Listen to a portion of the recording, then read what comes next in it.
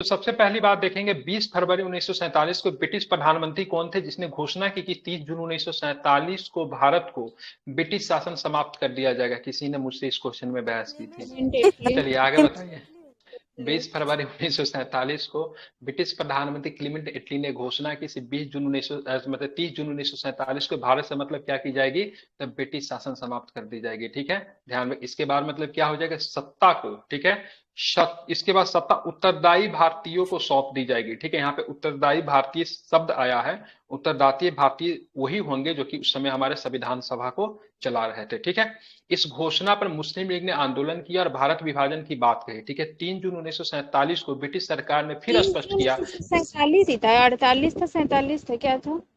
47 था। ठीक है, 3 जून 1947 को ब्रिटिश सरकार ने फिर से मतलब क्या किया, से स्पष्ट किया कि 1946 में गठित विधानसभा द्वारा बनाए गए संविधान उन क्षेत्रों पर लागू नहीं होगा जो इसे स्वीकार नहीं करेंगे। मतलब कि बोला गया 1946 में जो संविधान सभा जो बनी है, ठीक है, उन क्षेत्रों पे मतलब लागू नहीं होगा जो इसे स्वीकार नहीं करेंगे। डेफिनेटली संविधान सभा को स्वीकार करने का अधिकार को क्या रखा गया था, स्वैच्छिक अधिकार रखा गया। ठीक है, ध्यान में रखें कैसा अधिकार था, कभी पूछ दे तो स्वैच्छिक अधिकार था। मतलब संविधान सभा के द्वारा टाइटल अगर कोई चेंज कर सकते हैं तो कर दीजिए। ठीक है, संविधान सभा के द्वारा मतलब क्या था उसको, मतलब भारत के द्वारा संविधान सभा को किसी भी प्रांत के ऊपर थोपा नहीं जाएगा। ठीक है, उसी दिन 3 जून 1947 को, ठीक है, वायसराय लॉर्ड माउंटबेटन ने विभाजन की योजना प्राप्त मतलब प्रदान की, जिसको हम लोग क्या बोलते हैं, 3 जून प्लान बोलते हैं, बाल्कन प्लान बोलते हैं, माउंटबेटन योजना बोलते हैं। एक आपके लिए छोड़ दिया हूं, एक और बता दीजिए, 3 में बता दिया। डिक्की बर्ड बोलते हैं, डिक्की बर्ड प्लान। बिल्कुल, डिकी बट योजना बोलते हैं। ठीक है, बाल्कन प्लान बोलते हैं, माउंट बेटन प्लान बोलते हैं, 3 जून की योजना बोलते हैं। ठीक है, ध्यान में रखना है। ठीक है, चले इस योजना को माउंट बेटन योजना क्या है, इस योजना में कांग्रेस और मुस्लिम लीग ने स्वीकार कर लिया। इस प्रकार भारतीय स्वतंत्रता अधिनियम 1947 बनाकर इसे लागू कर दिया गया। अब एग्जाम में प्रश्न कैसे पूछेगा, तो भारतीय स्वतंत्रता अधिनियम 1947 में इनमें से कौन सी प्रमुख बातें शामिल नहीं थी। ठीक है, 5 ऑप्शन आपके पास। ठीक है, सीधा सीधा 5 ऑप्शन। तो पहला ऑप्शन इस तरीके से ऑप्शन आपको मिलेगा, आपको छांट के आंसर करना होगा, तो जरा इसको ध्यान से रखिएगा। इसमें से इस अधिनियम की प्रमुख विशेषताएं की बात करेंगे तो इसमें भारत में ब्रिटिश राज्य समाप्त करके 15 अगस्त 1947 को इसे स्वतंत्र और संप्रभु राष्ट्र घोषित किया जाएगा। स्वतंत्र के साथ एक और भी मतलब क्या लगा सर, संप्रभु।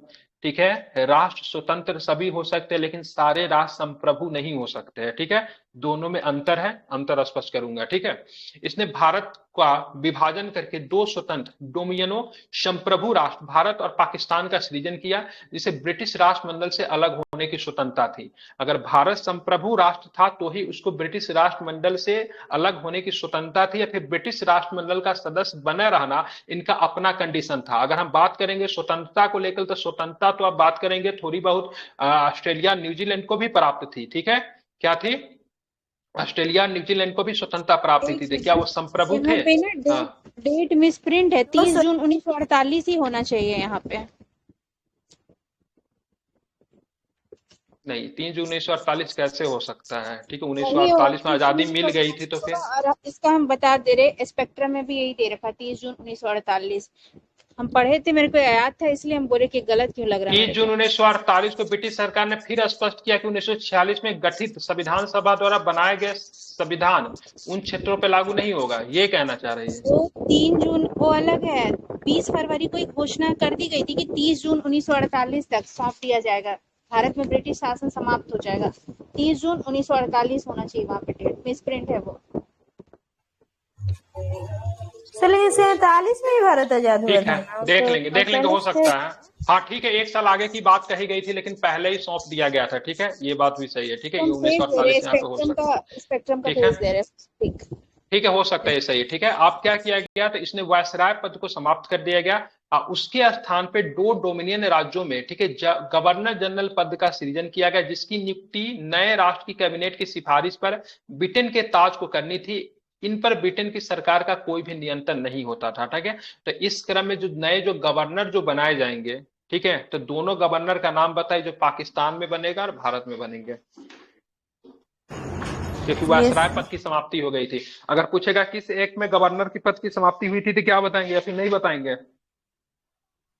1947 वाला है। 1947 में गवर्नर होगा। हाँ, क्या क्या नहीं, मैंने और वो पूछा? सर बता 1857। 1947। 1947 वाला खून। ठीक है, 1857 सही है। 1858 में वायसराय, गवर्नर के जगह पे यस सर। वायसराय आएगा। ठीक है, अगर पूछेंगे वायसराय कैनिंग पद बना की था। समाप्ति कब हो गई, तो 1947 के एक्ट हो जाएगा। ठीक है, यहाँ पे सीधा सीधा लिखा यस हुआ सर। है ना। यहाँ पे देखेंगे, इसने वायसराय पद को समाप्त कर दिया। इनके स्थान पे दोनों डोमिनियन राज्यों में गवर्नर जनरल के पद का सृजन किया गया। ठीक है, ध्यान में रखेंगे। और पाकिस्तान के गवर्नर बनेंगे मोहम्मद अली जिन्ना, और भारत के गवर्नर कौन बनेंगे? ये माउंटबेटन ना, माउंटबेटन कौन बनता है? बिल्कुल लॉर्ड माउंटबेटन बनेंगे, बिल्कुल लॉर्ड माउंटबेटन इधर राइट आंसर। ठीक है, ध्यान में रखेंगे। यस। इसने दोनों डोमिनियन राज्यों में संविधान सभाओं को अपने देशों का संविधान बनाने, उसके लिए किसी भी देश के संविधान को अपनाने की शक्ति दे दी। ठीक है, बोला से मतलब आप क्या करो, सब संविधान भी बना लो।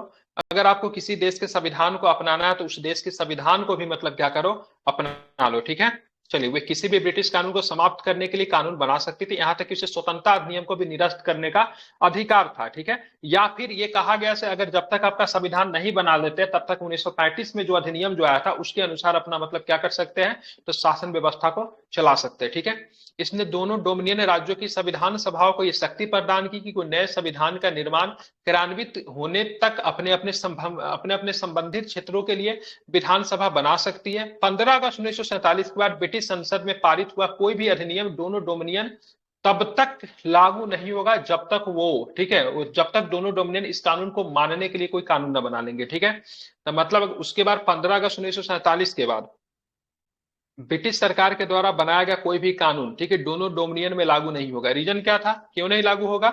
लागू हो सकता है जब मतलब अगर ब्रिटिश सरकार ऐसा, सॉरी, भारतीय सरकार अगर मतलब ऐसा मतलब क्या कर, भारतीय संविधान सभा ऐसा कोई मतलब आदेश पारित करे तब। ठीक है, ध्यान में रखेंगे। लेकिन डायरेक्टली मतलब क्या होगा, तो डायरेक्टली मतलब क्या होगा, लागू नहीं होगा। ठीक है, उसके बाद और भी क्या चीजें थी उसको भी जरा समझते हैं। तो इस कानून ने ब्रिटेन में भारत सचिव के पद को समाप्त कर दिया एवं इसकी सारी शक्तियां राष्ट्रमंडल मामलों में राज्य सचिव को मतलब हस्तांतरित कर दी गई। ठीक है, ध्यान में रखेंगे। ये प्रश्न पूछता है भारत जो है राष्ट्रमंडल का सदस्य कब बना? हाँ सर, ये 45 है ना। 45 में बना था। बताइए कब बना? राष्ट्रमंडल का कब थी ना, राष्ट्रमंडल की स्थापना के समय बन गया था भारत। नहीं, भारत राष्ट्र तो वही तो पूछ रहा हूँ कब बना था। तब ये 89 शायद होगा सर, सही बोल रही है वो, लग रहा, क्योंकि 45 में स्थापना हुआ था उसका। तो अभी तक भी सही आंसर नहीं आया है। 45 अभी तक सही आंसर नहीं है। भारत 1947 में, बिल्कुल 1947 इज द राइट आंसर। ठीक है, आजाद होते ही 1947 में, हाँ बिल्कुल, आजाद होने के बाद ही भारत जो था राष्ट्रमंडल के सदस्य बना। लेकिन भारत एक संप्रभु देश था तो अपने शर्तों पे बना। ठीक है, ध्यान में रखेंगे। ठीक है, इसने 15 अगस्त 1947 से भारतीय रियासतों पे ब्रिटिश संप्रभुता की समाप्ति की घोषणा की। इसके साथ ही आदिवासी क्षेत्र समझौता संबंधों पे भी ब्रिटिश हस्तक्षेप जो था वो मतलब क्या हो गया, समाप्त हो गया। ठीक है, यहाँ पे ध्यान में आपको रखना है। ठीक है, तो मतलब डोमिनियन जो राष्ट्रमंडल का सदस्य जो बनता था ना, तो ब्रिटेन के जो महारानी या फिर जो महाराजा जो होते थे उस देश का मतलब क्या होता है, संवैधानिक मतलब प्रमुख होता था। ठीक है, जैसे कि अभी भी आप अभी भी आप चले जाए, ठीक है, अभी भी आप चले जाए, कहाँ पे चले जाए, ठीक है, अभी भी आपको जाना है, चले जाइए आप ऑस्ट्रेलिया में चले जाए, न्यूजीलैंड में चले जाए, वहां पर अभी भी संवैधानिक प्रमुख जो होता है तो ब्रिटेन के महाराजा या फिर महारानी होती है। लेकिन भारत अपने शर्तों पे बना क्योंकि भारत एक संप्रभु देश था। ठीक है, तो यहाँ पे राष्ट्रमंडल का सदस्य भारत बना 1947 में बना। ठीक है, उसके बाद इसने भारतीय रियासतों को स्वतंत्रता दी कि वो चाहे तो भारत के डोमिनियन या पाकिस्तान डोमिनियन के साथ मिल सकती है, ठीक है, या फिर स्वतंत्र रह सकती है, दोनों कंडीशन था। इस अधिनियम ने नया संविधान बनने तक प्रत्येक डोमिनियन को शासन संचालित करने, भारत शासन अधिनियम 1935 के तहत उनकी प्रांतीय सभाओं में सरकार चलाने की मतलब क्या व्यवस्था की। हालांकि दोनों डोमिनियन राज्यों ने इस कानून में सुधार करने का अधिकार था। ठीक है, उनको बोला गया था अगर आप चाहे, इफ यू वांट, तो आप 1935 का जो एक्ट है उसके अनुसार अपने यहाँ मतलब शासन व्यवस्था को चला सकते हैं। लेकिन अगर आपको लगता है से नहीं इसमें सुधार करने की आवश्यकता है तो आप मतलब क्या कर सकते हैं, सुधार भी मतलब क्या कर सकते हैं, कर सकते हैं। ठीक है, तो दोनों चीजें कही गई। उसके बाद इसने ब्रिटिश सरकार को विधायक पे मताधिकार उन्हें स्वीकृत करने का अधिकार से वंचित कर दिया, मतलब ब्रिटिश सरकार के पावर को मतलब यह अधिनियम जो था समाप्त करता है। लेकिन ब्रिटिश शासक के नाम पे गवर्नर को किसी भी विधायक को स्वीकार करने का अधिकार प्राप्त है, किसी भी विधायक को स्वीकार करने का अधिकार जो था गवर्नर को मतलब प्राप्त था। इसके अंतर्गत भारत के गवर्नर जनरल एवं प्रांतीय गवर्नरों को राज्य का संवैधानिक प्रमुख नियुक्त किया गया, ठीक है, जो कि जो आगे चल के पावर राज्यों में राज्यपाल के पास जाएगा और ठीक है सेंट्रल में राष्ट्रपति के पास जाएगा, वहां पे प्रांतीय गवर्नर और मतलब देश का जो गवर्नर जो थे उनके पास ये अधिकार था। इन्हें सभी मामलों पर राज्यों की मंत्रिपरिषद के परामर्श पे करना था, ठीक है। अभी वर्तमान में वही सेम होता है, राष्ट्रपति भी मंत्रिपरिषद के परामर्श पे काम करते थे, राज्यपाल भी काम करते हैं, तो उस समय भी यही चीजें मतलब दी गई थी, ठीक है, ध्यान में रखेंगे। उसके बाद चलेंगे और भी क्या चीजें थी 1947 के एक्ट में, तो जरा इसको समझने की कोशिश करें। शाही उपाधि से भारत का सम्राट पद को जो था समाप्त कर दिया गया था। आप हमें बताइए शाही उपाधि अधिनियम कब आया था, बताइए। यही सर 1876 में गया। 1876 होगा कि 77 होगा? किलर की जो कोई आदमी 76 में तो सही है।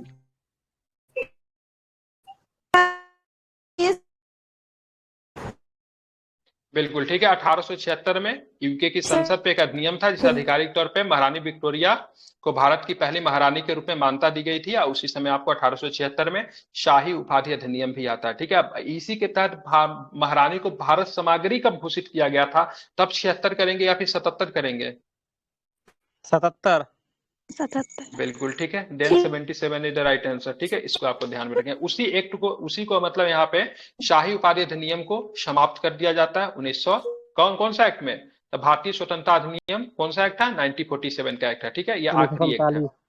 बिल्कुल वेरी गुड, ठीक है, इसको आपको ध्यान में रखना है, ठीक है। उसके बाद आगे चलेंगे तो इसने भारत के राज्य सचिव द्वारा सिविल सेवाओं में नियुक्तियां करने या पदों का आरक्षण करने की प्रणाली को समाप्त कर दिया गया। अब 15 अगस्त 1947 से पूर्व सिविल सेवा कर्मचारियों को वही सुविधाएं प्राप्त है कि जो उन्हें पहले प्राप्त था। तो ये नेहरू जी का इन पे कमेंट भी था, ठीक है। तो भारत के सिविल सर्विस अधिकारी को हम नहीं सुधार पाए, ठीक है, तो इनको वही सुविधा जो दिया गया जो कि मतलब 15 अगस्त 1947 से पहले प्राप्त था, क्योंकि पूर्व के सिविल सेवक थे, तो इनको पहले के ही मतलब सुविधा प्राप्त था इनको, ठीक है। अब 14-15 अगस्त 1947 की मध्य रात्रि में भारत में ब्रिटिश शासन का अंत हो गया। समस्त शक्तियां दो नए स्वतंत्र डोमिनियन भारत और पाकिस्तान पे हस्तांतरित कर दिए गए। लॉर्ड माउंटबेटन नए डोमिनियन भारत के प्रथम गवर्नर जनरल बने। उन्होंने जवाहरलाल नेहरू के भारत के पहले प्रधानमंत्री के रूप में शपथ दिलाई। अगर कभी प्रश्न अगर आ जाएगा, ठीक है, इससे प्रथम प्रधानमंत्री को शपथ किसने दिलाया था, तो खुशी खुशी राजेंद्र बाबू मत मार दीजिएगा, क्या मारिएगा? मुख्य न्यायाधीश लॉर्ड सर, मुख्य न्यायाधीश यहाँ पे नहीं लॉर्ड सर, माउंटबेटन बता रहे, लॉर्ड माउंटबेटन। और ठीक है, सत्ता का जो हस्तांतरण जो होता है वही अभी हाल फिलहाल में संगोला का जो प्रतीक जो आप देख रहे हैं जो कि चोल काल से संबंधित है, तो संगोला का प्रतीक को ही मूर्ति कौन देते हैं, किसको देते हैं? नेहरू जी देते हैं माउंटबेटन को, फिर माउंटबेटन देते हैं नेहरू जी को। माउंटबेटन नेहरू को माउंटबेटन देते हैं नेहरू जी दिलाते हैं, ठीक है। उसके बाद बात करेंगे 1946 में बनी संविधान सभा को स्वतंत्र भारतीय डोमिनियन की संसद के रूप में स्वीकार कर लिया, ठीक है। और मैं पहले भी कई बार बता चुका हूं, ठीक है, हमारा जो संविधान सभा था वो मतलब संसद के रूप में भी कार्य करती थी बीच बीच में, ठीक है, दोनों वही होगा। और वही जो संविधान सभा जो थी उसको सीधे मतलब संसद के तौर पर मतलब क्या कर लिया गया, स्वीकार कर लिया गया। ये कब तक रहेगी, ये कब तक रहेगी, क्या बोले ये संविधान सभा हमारा संसद के तौर पे कब तक काम करेगी? 2026 तक सर, जब तक 2030 तक, जब तक नया संविधान लागू तब तक। प्रथम आम चुनाव कब हुआ? 1951-52। हाँ, तो 1951-52 तक काम करेगी, ठीक है। 2026 तक अभी जिंदा रहेगा ये आदमी सब, 2026 तक हम लोग भी मिलते जाके इन लोगों से पूछते क्या सब हुआ, ठीक है। तो ये संविधान सभा थी, ठीक है। तो संविधान सभा को भारतीय संसद बना लिया गया क्योंकि राष्ट्र निर्माण की चुनौती, नेशन मेकिंग की चुनौती में सबसे बड़ा चुनौती यह था देश में चुनाव करवाना। तो पहला आम चुनाव कब होता है? पहला आम चुनाव की बात करेंगे तो 1900, ठीक है, गलती लिख दी है, ठीक है, 1951-52 में पहला आम चुनाव होगा। तब ना संसद प्रतिनिधि जीत कर आएंगे, तब ना लोकसभा का प्रतिनिधित्व करेंगे, तब तक तो यही लोग रहेंगे ना। तो कभी अगर जी ऐसा जी प्रश्न पूछ दे कि संसद जो थी हमारी जो संविधान सभा जो थी संसद के रूप में कब तक कार्य की, तो प्रथम आम चुनाव के होने तक। प्रथम आम चुनाव में निर्वाचित हो जाएंगे, नए सदस्य आएंगे या फिर इन्हीं में से चुने जाएंगे, लेकिन इनको इलेक्शन तो लड़ना होगा ना, तो उसके जी बाद जी। हमारा नया मतलब बन जाएगा। ठीक है, ध्यान में इसको रखिएगा। यही कॉन्सेप्ट समझाने की कोशिश कर रहे हैं। आप बता रहे हो परिसीमन बता रहे हो, ठीक है, परिसीमन बता रहे थे, कौन गए 26 वाले, ठीक है, वो परिसीमन की बात है। नहीं सर, हम दूसरा चीज समझ लिए थे इसलिए बोल दिए। आपने परिसीमन के बारे में बताया। चलिए आगे चलते हैं। ये सब तो याद ही होगा, जल्दी जल्दी बताएं। जवाहरलाल नेहरू के पास कौन, तो ये 1946 वाला था, परिषद के उपाध्यक्ष, ठीक है। राष्ट्रमंडल तथा विदेशी मामले किसके पास था, जवाहरलाल नेहरू के पास था। ये उपाध्यक्ष था। अध्यक्ष कौन होते थे, अंतिम सरकार जो बनी थी उसका अध्यक्ष कौन थे, अंतरिम सरकार के अध्यक्ष कौन थे, श्री राजगोपालाचारी हैं? राजगोपालाचारी नहीं होगा सर। अरे वो ऐसा है जो रहेंगे वही अध्यक्ष हो जाएंगे। Lord Mountbatten. तो बोल तो रहे हाँ, नहीं, वो एक ऐसे जो थे वो मतलब अध्यक्ष हो जाएंगे, ठीक है, ध्यान में रखेंगे।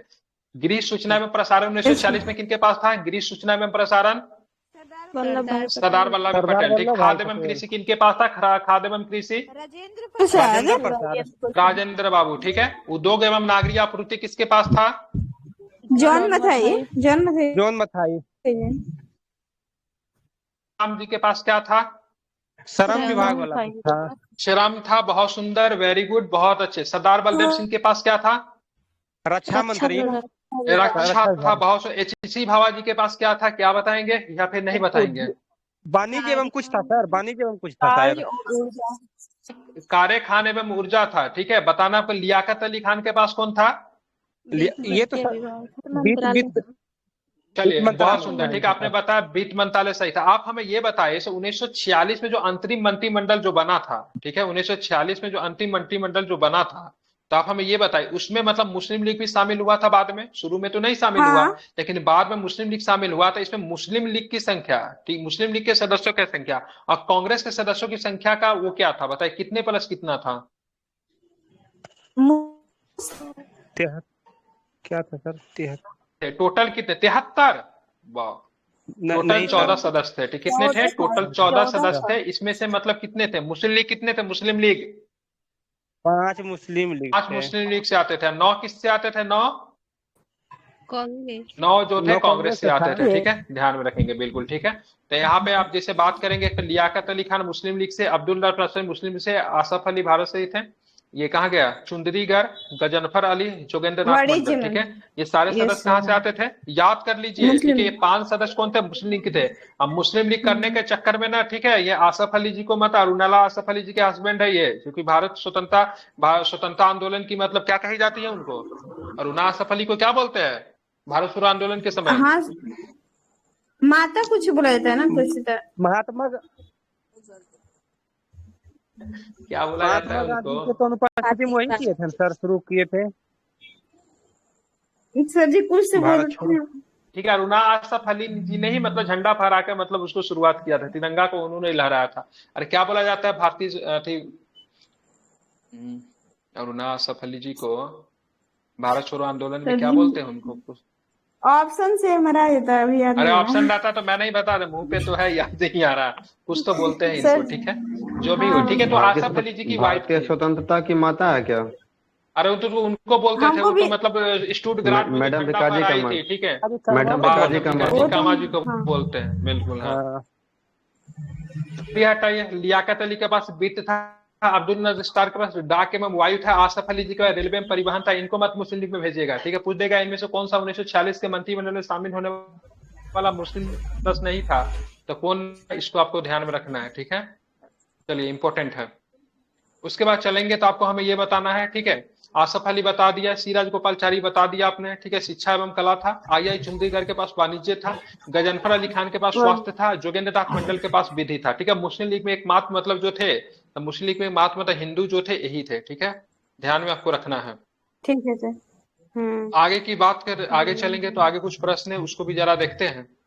देखिए, अंतिम सरकार के सदस्य वायसराय की कार्यकारी परिषद के सदस्य थे, वायसराय का प्रमुख बना रहा, ठीक है, वही मैं पूछ रहा था, लेकिन जवाहरलाल नेहरू को परिषद का उपाध्यक्ष बनाया गया था। प्रमुख अगर पूछेगा तो वायसराय ही करेंगे, ठीक है। उसके आजाद भारत के मंत्रिमंडल में, ठीक है, टोटल 14 सदस्य इसमें भी थे, ठीक है, 14 उसमें भी थे, लेकिन 9+5 था, ध्यान में रखेंगे।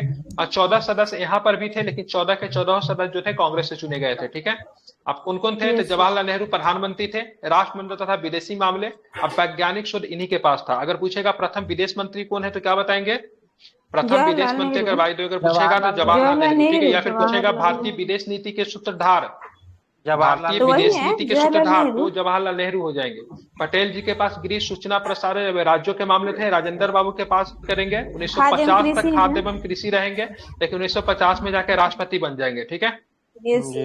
मौलाना अबुल कलाम आजाद जी के पास शिक्षा रहेगा, ठीक है, ध्यान में रखेंगे, ठीक है। जॉन मथाई के पास क्या रहेगा? रेल रहेगा, ध्यान में आपको रखना है। बिल्कुल, क्या रहेगा जॉन मथाई साहब के पास? तो रेल रहेगा, इसको आपको ध्यान में रखना है।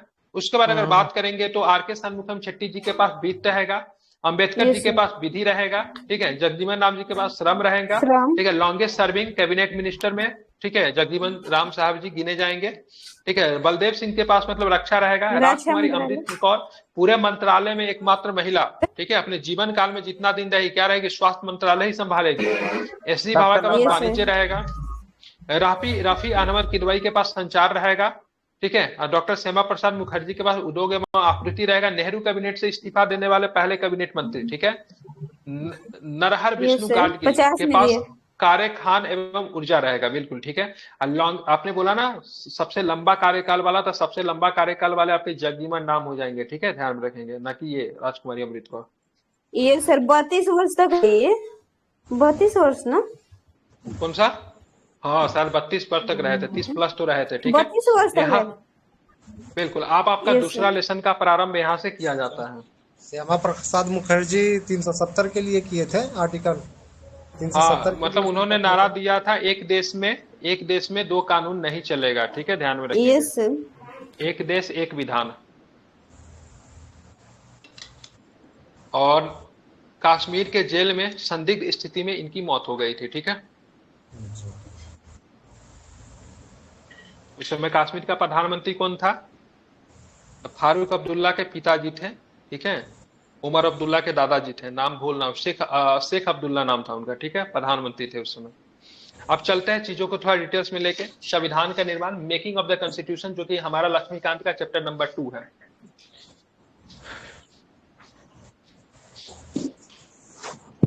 अच्छे से दिख रहा है? कोई दिखने में दिक्कत तो नहीं है? कोई दिक्कत नहीं सर। चलिए, नहीं तो बोलेंगे तो बड़ा कर देंगे।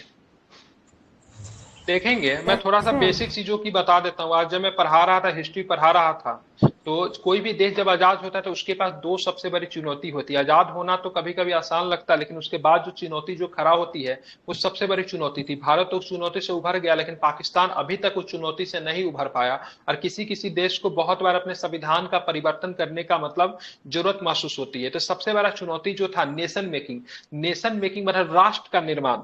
देश तो आजाद हो गया, लेकिन राष्ट्र का निर्माण कैसे करेंगे, ठीक है। उसमें से एक सबसे बड़ा चुनौती जो होता है, राष्ट्र को चलाने के लिए एक संविधान होना चाहिए, जिस संविधान राष्ट्र में रहने वाले सभी लोगों को द्वारा मतलब क्या होना चाहिए, उसको मतलब एक्सेप्टेंस मिलना चाहिए, ठीक है। तो संविधान का निर्माण की बात करेंगे तो सबसे पहले संविधान सभा की मांग के ऊपर जरा हम लोग प्रश्न कर लेते हैं।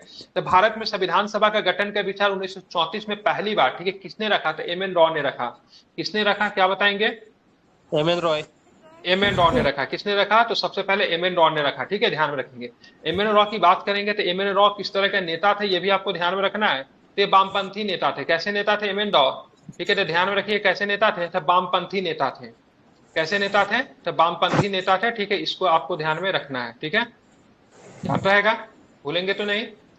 एम एन रॉय ने एक पार्टी की स्थापना की थी। कौन सी पार्टी की स्थापना की थी ये जरा बताइए। एम एन रॉय ने एक पार्टी की स्थापना की थी, कानपुर में की थी पार्टी की स्थापना। बताइए, चर्चा में भी रहा है वो पार्टी। जी सर। उसकी राष्ट्रीयता की मतलब राष्ट्रीय पार्टी का जो दर्जा जो था उस पार्टी का छीन गया है, ठीक है। तो भारतीय कम्युनिस्ट पार्टी किसकी स्थापना की थी? तो कम्युनिस्ट पार्टी ऑफ इंडिया की मतलब स्थापना की थी, ठीक है। ये आपको ध्यान में रखना है, ठीक है, बिल्कुल, ठीक है, याद रहेगा आपको कि भूल जाएंगे। माइक बंद कीजिए। किनका माइक को हो रहा है?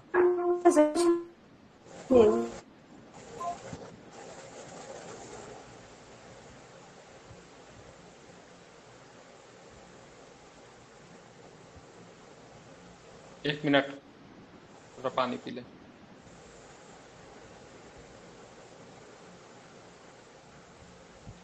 तो भारतीय कम्युनिस्ट पार्टी की स्थापना 1925 में कानपुर में की गई थी। 24 में की गई थी कि 25 में की गई थी, ये बताइए। 25 में सर। 25 में की गई थी, 25 ठीक है। में। तो इन्होंने सबसे पहले व्यक्तिगत तौर पे, ठीक है, इन्होंने मतलब संविधान सभा की मांग रखी थी, 1934 में रखी थी, ठीक है। रॉ भारत में वामपंथी आंदोलन के प्रखर नेता थे। 1935 में भारतीय राष्ट्रीय कांग्रेस ने पहली बार भारत के संविधान के निर्माण के लिए आधिकारिक रूप से संविधान की गठन की मांग की थी। तो 1934 में तो सबसे पहले बात करेंगे तो सबसे पहले मतलब एम एन राव ने मतलब व्यक्तिगत तौर पे संविधान सभा की मांग तो की थी, लेकिन कांग्रेस ने आधिकारिक तौर पे संविधान सभा की मांग की बात करेंगे कब किया था, तो क्या बताएंगे 1935 में। कब किया था, तो ध्यान में रखेंगे 1935 में किया था।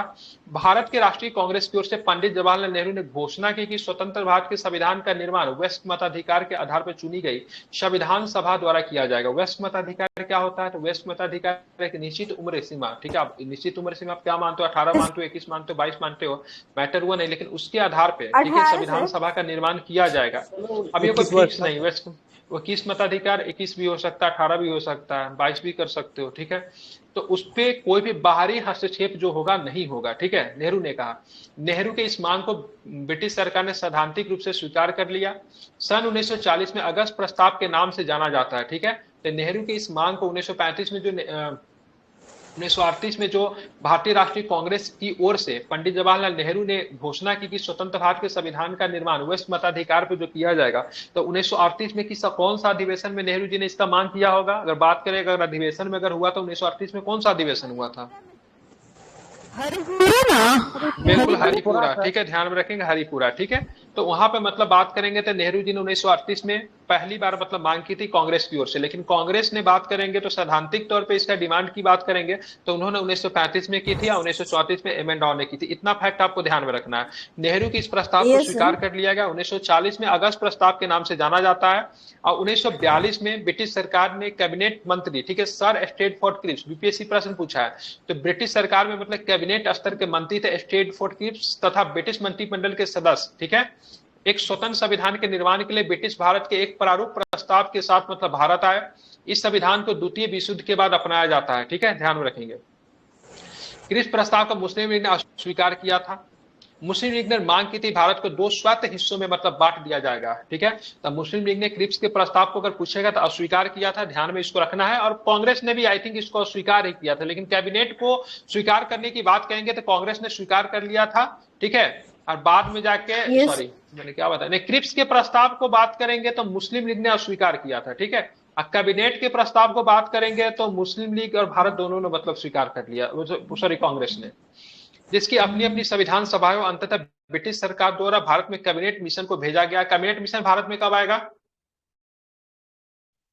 कैबिनेट मिशन भारत में 1946 में आएगा, ठीक है। तो 1942 में तुमने क्रिप्स प्रस्ताव में क्या बात कही गई थी, क्रिप्स प्रस्ताव में वो बोला गया था द्वितीय विश्व युद्ध के बाद अपनाया गया। बात करेंगे 1942 में ब्रिटिश सरकार ने कैबिनेट स्तर के मंत्री की बात की स्ट्रेटफोर्ड क्रिप्स तथा ब्रिटिश मंत्रिमंडल के एक सदस्य ने एक स्वतंत्र संविधान के निर्माण के लिए ब्रिटिश सरकार के एक प्रारूप प्रस्ताव के साथ भारत आए। इस संविधान को द्वितीय विश्व युद्ध के बाद अपनाया जाना था। क्रिप्स प्रस्ताव को मुस्लिम लीग ने स्वीकार कर दिया। मुस्लिम लीग ने मांग की थी भारत को दो स्वायत्त हिस्सों में बांट दिया जाना चाहिए, इसलिए उन्होंने क्रिप्स प्रस्ताव को स्वीकार कर दिया, जिनकी अपनी अपनी संविधान सभाएं हो। अतः ब्रिटिश सरकार द्वारा भारत में कैबिनेट मिशन भेजा गया। कैबिनेट मिशन ने दो संविधान सभाओं को मांग को मतलब क्या कर दिया, ठुकरा दिया, ठीक है। लेकिन उसने ऐसी संविधान सभा के निर्माण की योजना सामने रखी जिसे मुस्लिम लीग काफी हद तक संतुष्ट कर दिया, ठीक है। तो बाद में जाके मुस्लिम लीग बात करेंगे तो कैबिनेट मिशन के प्लान को भी मतलब क्या करता है, एक्सेप्ट कर रहा था। कैबिनेट मिशन के प्लान को मतलब दोनों का एक्सपेक्टेंस मिल जाता है, मतलब दोनों का एक्सेप्टेंस जो होता है स्वीकृति मिलता है। अब इसी के क्रम में देखेंगे संविधान सभा का गठन होगा। इस संविधान सभा के गठन में मुस्लिम लीग भी शामिल होता है, शुरुआती वाला, ठीक है, क्योंकि कैबिनेट मिशन के प्लान को मुस्लिम लीग भी मतलब क्या करती है, स्वीकार कर लेती है। अब ये देखिए कैबिनेट मिशन द्वारा सुझाए गए प्रस्तावों के तहत नवंबर 1946 में संविधान सभा का गठन हुआ। योजना की विशेषताएं की थी संविधान सभा में 1946 में, इसमें मुस्लिम लीग भी शामिल है, ध्यान देखिएगा। इसमें मतलब सदस्यों की बात करेंगे तो 389 सदस्य होनी थी। कितनी होनी थी, कितनी सदस्य होनी थी, इसमें क्या बताएंगे, 389, बिल्कुल ठीक है, 389 सदस्य इसमें होनी थी, ठीक है, ध्यान में रखेंगे। इसमें 296 जो थे ब्रिटिश प्रांत से आने थे और 93 जो थे देसी रियासतों को आवंटित की जानी थी। ठीक है, तो देसी रियासत में वैसे भी क्षेत्र शामिल थे जो कि आगे चल के पाकिस्तान में मिल जाएंगे। और 296 में मुस्लिम लीग भी शामिल थे और मतलब क्या नाम है इसमें कांग्रेस भी शामिल थी। ठीक है, ब्रिटिश भारत को आवंटित की गई थी। कितना रहेगा उस समय? तो 296 और 93 का याद रखिएगा। ठीक है, 296 सीटों में से 292 सदस्यों का चयन जो करना जो था, ठीक है, 11 गवर्नरों के प्रांतों और 4 चयन का मुख्य आयुक्त के प्रांतों में से किया जाना था। तो 4 को जो मुख्य आयुक्त का जो प्रांत जो था ना, उसको कमिश्नरी बोलते हैं। क्या बोलते हैं? कमिश्नरी बोलते हैं। एक जो था अजमेर था। क्या नाम था? पहला क्या था? अजमेर था। और उसके बाद बात करेंगे तो बलूचिस्तान था। क्या नाम था?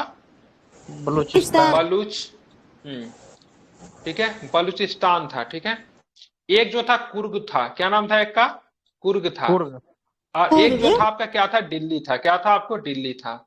आप बोलोगे सर इसको याद कैसे रखे, 4 को कमिश्नरी के नाम भूल जाएंगे। तो इसको ए पढ़ेंगे, इसको बी पढ़ेंगे, इसको सी पढ़ेंगे, इसको डी पढ़ेंगे। ठीक है, तो ABCD से आप इसको याद रख सकते हैं, मेरे द्वारा बनाया गया ट्रिक है। ए से अजमेर, बी से बलूचिस्तान, सी से कुर्ग और डी से दिल्ली। ये 4 को कमिश्नरी था। ये 1946 में जो बनेगी ना, तो उस समय भी 4 कमिश्नरी ही होगी। ठीक है, ध्यान में रखना है। और आगे चल के भी आप देखोगे, आगे चल के जो संविधान सभा जो बनता है जिसमें मुस्लिम लीग सम्मिलित नहीं होता, तो उस समय भी आपको क्या मिलेंगे? तो उस समय भी 4 ही मतलब आपको क्या मिलेंगे? तो उस समय भी 4 कमिश्नरी मिलेंगे।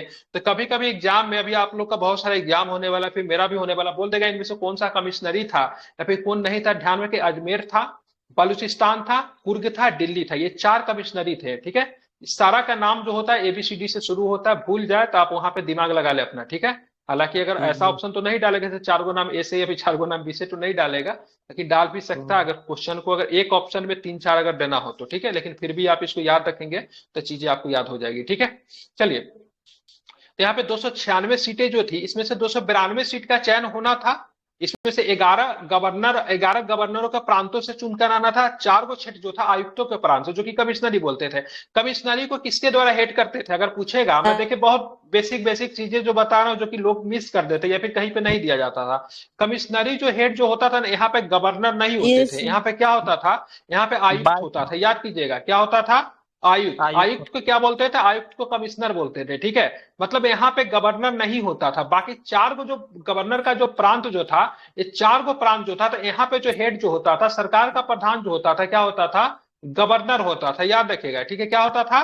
तो गवर्नर होता था। ठीक है, याद रहेगा। और 4 को जो था कौन था वहां पे, मतलब हेड कौन होता था? वहां पे गवर्नर नहीं होता, तो वहां पे क्या होता था? कमिश्नर होता था। इसीलिए कमिश्नर को जो हेड जो करता था उसको हम लोग क्या बोले? कमिश्नरी बोले। ठीक है, और यहाँ पे जो था, ये जो था 292 को जो था, 296 टोटल 296 में से 292 थे, 11 को गवर्नर के प्रांत थे। हर प्रांत देशी रियासतों अर्थात छोटे राज्यों के मामले में राज्यों के समूह को उनकी जनसंख्या के अनुपात में सीटों का आवंटित की जानी थी। आप किस जगह से कितने सदस्य चुनकर आएंगे इसका मैटर करना था। मान लीजिए उत्तर प्रदेश से, कोई जरूरी नहीं है उत्तर प्रदेश से एक ही सदस्य चुनकर आएंगे। उत्तर प्रदेश की जनसंख्या का मान लीजिए 1 करोड़ है। उत्तर प्रदेश की जनसंख्या बाय द वे उस समय 1 करोड़ है, तो 1 करोड़ से उत्तर प्रदेश से 10 सदस्य चुनकर आएंगे। ठीक है, ठीक है। बिहार का जनसंख्या अगर बाय द वे अगर मान लीजिए ये 10 लाख है, तो बिहार से 1 सदस्य चुनकर आएंगे। तो यहाँ पे जनसंख्या के अनुपात से मतलब सदस्यों का निर्वाचन किया गया था। तो आपको ये ध्यान में रखना है, इसके लिए 10 लाख की जनसंख्या पे 1 प्रतिनिधित्व का निर्वाचन किया गया था। याद रहेगा, मोटे तौर पे कहा जाए तो प्रत्येक 10 लाख के लोगों के लिए 1 सीट की आवंटन की गई थी। याद रहेगा कि भूल जाएंगे? ठीक है, ध्यान रखिएगा इसको। ठीक है, बिल्कुल, वेरी गुड। ठीक है, अब आगे चलेंगे तो क्या है, तो प्रत्येक ब्रिटिश प्रांतों को आवंटित की गई सीटों का निदान 3 प्रमुख समुदायों के बीच में किया गया था और इसको रेशियो के हिसाब से बांटा गया था। ब्रिटिश प्रांत से जो सदस्य जो आए थे तो उनकी जनसंख्या अनुपात में किया जाना था, जिसमें से 3 प्रांत में 3 मतलब समुदाय में किसको शामिल किया गया था? तो पहला जो था मुस्लिम था, सिख जो था। ठीक है, पहला मुस्लिम था, सिख था। और एक कंडीशन जो रखा गया था, सामान्य के कैटेगरी में रखा गया था। अब सामान्य के कैटेगरी में कौन कौन आ जाएंगे तो ध्यान में रखिएगा। अगर हम बात करें सामान्य के कैटेगरी, हिंदू, तो सामान्य की कैटेगरी में हिंदू को रखा गया था। आप बोलेंगे सर हिंदू कौन कौन है, तो हिंदू के कैटेगरी में बौद्ध भी आ जाएंगे। ठीक है, बौद्ध को भी हिंदू में रखेंगे। जैन को भी हिंदू में रखेंगे, ठीक है। बौद्ध जैन सारे जो थे ये हिंदू जो थे सारे को सामान्य के कैटेगरी में रखा गया था। तो दो कैटेगरी तो बनाया गया था, मुस्लिम और सिख का। एक तीसरा कैटेगरी जो था ये सामान्य था। बोलेंगे सर सामान्य कौन होंगे, ठीक है, सामान्य कौन होंगे? तो यहाँ पे एक तरह से हिंदू का डिफिनेशन को गलत कर दिया गया, जिसके लेके आगे चल के संविधान सभा में बड़ा विवाद भी होगा। बोला गया जो मुस्लिम और सिख नहीं है वो मतलब हिंदू है, ठीक है। तो इसको हालांकि खंडन किया गया, ये डिफिनेशन नहीं है, लेकिन यहाँ पे एक्चुअली में जो मुस्लिम और सिख को छोड़ के जो लोग जो थे ना उसको सामान्य के अंतर्गत रखा गया, जिसमें हिंदू भी शामिल थे, ठीक है। ध्यान में रखना है। प्रत्येक समुदाय के प्रतिनिधियों का चुनाव, ठीक है, प्रांतीय असेंबली के उस समुदाय के सदस्यों द्वारा किया जाना था जो एकल संक्रमणीय मत के माध्यम से समानुपातिक प्रतिनिधित्व तरीके से मतदान किया जाना था। अब बोलेंगे सर आप ये क्या कहना चाह रहे हैं, देखेंगे अब बिहार से सदस्यों को चुना गया तो इसमें डायरेक्ट इलेक्शन तो नहीं हो रहा है। तो बिहार से अगर मान लीजिए से मतलब राजेंद्र बाबू चुन के आ रहे थे, राजेंद्र बाबू को हम लोग वोट में नहीं शामिल कर रहे हैं, ठीक है। राजेंद्र बाबू को चुनने का प्रक्रिया क्या है, तो बिहार विधानसभा का चुनाव ऑलरेडी हो चुका है, बिहार का विधानसभा चल रहा है, ठीक है। अब बिहार का विधानसभा चल रहा है तो बिहार विधानसभा में उस समय मान लीजिए 243 सीटें बाय द वे। तो ये 243 सीट जो बिहार विधानसभा में है, तो इन्हीं सीट के माध्यम से, बिहार विधानसभा के सीटों के माध्यम से यहां से मतलब व्यक्ति चुनकर आएगा भारतीय संविधान सभा में, ठीक है। तो ये व्यक्ति कैसे चुने गए थे, ये व्यक्ति जनता के द्वारा चुने गए, फिर मनोनीत है। इनके द्वारा एकल संक्रमणीय मत पद्धति के द्वारा अगर बात करेंगे, ठीक है, तो यहाँ पे मतलब, ठीक है, विधान मतलब संविधान सभा के सदस्य मतलब क्या होंगे, चुन कर आएंगे, ठीक है। ध्यान में रखेंगे।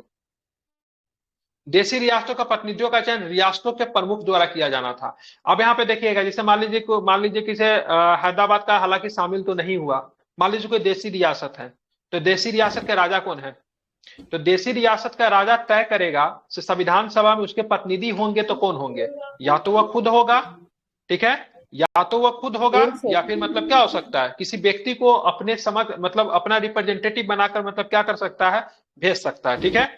यह स्पष्ट था कि संविधान सभा का आंशिक रूप से चुनी गई और आंशिक रूप से नामांकित निकाय थी, ठीक है। मतलब यहाँ पे आया तो आंशिक रूप से चुनी गई थी और आंशिक रूप से नामांकित निकाय भी, दोनों था, क्योंकि मैंने शुरू में कर दिया ये 243 सदस्य जो मैंने आपको बताया, मान लीजिए बिहार विधानसभा में उस समय रहा होगा, तो क्या 243 सदस्य में तो कोई जरूरी तो नहीं सारा सदस्य जनता के द्वारा ही चुने गए होंगे, कुछ सदस्य नामांकित भी तो होंगे। तो उन्हीं से अगर सदस्यों की संख्या यहाँ पे बनेगी, तो यहाँ पे ध्यान में रखना है विधानसभा के जो सदस्य जो थे, तो आंशिक रूप से मतलब बात करेंगे तो नामांकित भी थे और आंशिक रूप से चुने गए थे। इसके अलावा सदस्यों का चयन अप्रत्यक्ष रूप से प्रांतीय व्यवस्थापिका के सदस्यों के द्वारा किया जाना था, जिसका चुनाव एक सीमित मताधिकार के आधार पर किया गया था। संविधान सभा के लिए चुनाव कब होता है, तो संविधान सभा के लिए चुनाव की बात करेंगे तो जुलाई अगस्त 1946 में हुआ। कब हुआ, तो संविधान सभा के लिए चुनाव की बात करेंगे जुलाई अगस्त 1947 में, मतलब संविधान सभा के लिए 46 में संविधान सभा के लिए मतलब क्या होता, माइक बंद कीजिए, चुनाव होता है। अब ब्रिटिश भारत के लिए क्षेत्रों कितने क्षेत्र आवंटित किए गए थे, ब्रिटिश भारत के लिए कितने क्षेत्र आवंटित किए गए थे, 296, बिल्कुल ठीक है, कितने क्षेत्र आवंटित किए गए थे, 296, तो ब्रिटिश भारत के लिए 296 सीट जो थे आवंटित किए गए थे। माइक बंद करके रखिए, इको हो रहा है, ठीक है। चलिए ध्यान में, जब बोलना हो तो खोलिए फिर बंद कर दीजिए। तो 296 सीट जो थे ब्रिटिश भारत के आवंटित किए गए थे। इस चुनाव में भारतीय राष्ट्रीय कांग्रेस को कितने सीट मिले, तो 208 सीट मिले। मुस्लिम लीग को 73 सीट तथा छोटे समूह सदस्यों के 15 सीट मिले। हालांकि देशी रियासतों को आवंटित की गई 93 सीटें भर नहीं पाई। क्यों नहीं भर पाई, क्योंकि देशी रियासतों ने इसमें पार्टिसिपेट करने से क्या कर दिया, तो इनकार कर दिया, ठीक है। ध्यान में रखें, क्या कर दिया, तो इनकार कर दिया, ठीक है। ध्यान में आपको रखना है, ठीक है। तो इसलिए अगर पूछेगा देशी रियासतों को सीटों कितनी प्रदान की गई थी, 93 सीट प्रदान की गई थी। मुस्लिम लीग को कितने सीट मिले थे, तो 73 सीट मिले थे। कांग्रेस को कितने सीट मिले थे, 208 सीट मिले थे। छोटे दलों को कितने सीट मिले थे, तो 15 सीट मिले थे, ठीक है। अब बात करेंगे देशी रियासतों के कुछ सदस्य तो शामिल थे, लेकिन बाद में जाके ज्यादातर सदस्य जो थे उन्होंने बोला से भाई साहब हम जो संविधान सभा में सम्मिलित नहीं होंगे, ठीक है। तो क्योंकि उन्होंने खुद को मतलब संविधान सभा से 93 सीटें नहीं भर पाई, इसलिए मैंने खुद को संविधान सभा से अलग रहने का प्रस्ताव रखा था। यद्यपि संविधान सभा का चुनाव भारत के वयस्क मताधिकारों के द्वारा प्रत्यक्ष रूप से नहीं हुआ, ठीक है, तथापि इसमें प्रत्येक समुदाय में हिंदू, मुस्लिम, सिख, पारसी, अंगल भारतीय, भारतीय ईसाई, अनुसूचित जाति, अनुसूचित जनजाति के प्रतिनिधियों को जगह मिली, ठीक है। सारा का रेशियो में चुना गया था, प्रत्यक्ष निर्वाचन तो नहीं हुआ था, मतलब डायरेक्ट मतलब जनता के द्वारा इलेक्टेड तो नहीं थे, नहीं सर, लेकिन यहाँ पे फिर भी मतलब सभी लोगों को, सभी समुदाय के लोगों का मतलब क्या मिला था, इसमें स्थान मिला था। इनमें महिलाएं भी शामिल थी, ठीक है। महिलाओं की संख्या कितनी थी, सर संविधान सभा में शामिल होने वाले महिलाओं सदस्यों की संख्या कितनी थी, बिल्कुल ठीक है। कितनी थी तो 15 ध्यान में रखिएगा, 15 सदस्य थी। 15 कितनी सदस्य थी?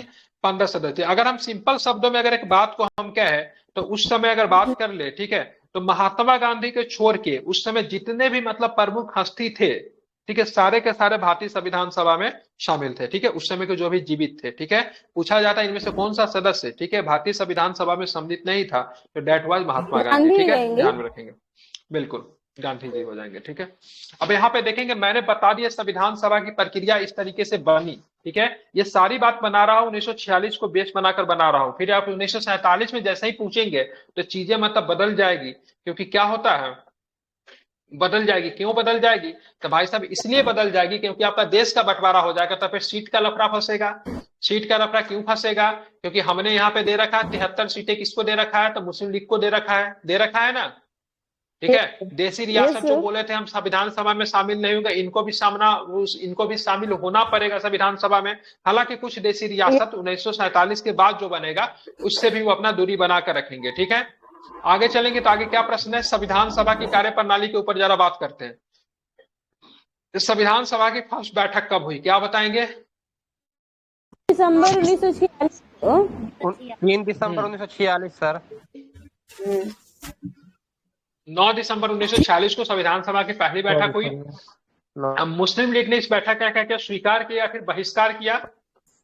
बहिष्कार किया था सर, शामिल ही नहीं हुआ था। बिल्कुल, मुस्लिम लीग ने इस बैठक का मतलब बहिष्कार किया और अलग पाकिस्तान के मांग पर फिर से मतलब ये टिका हुआ रहा। ठीक है, इसलिए बैठक में अगर पूछेगा पहली बैठक में कितने सदस्यों ने भाग लिया, क्या बताएंगे?